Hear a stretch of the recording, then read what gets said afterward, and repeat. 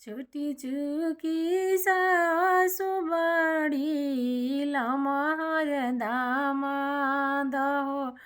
सिरवनामा ओए बबुआ परिछि लीलार हो सिरवनेमा ओए बबुआ परिछ बिलीलार आइए पढल सासु बाढी बिए दाम आद हो इंग्लिश में बोलै बाबू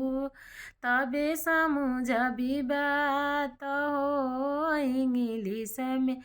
बोलै बबुआ तबे समझबी बात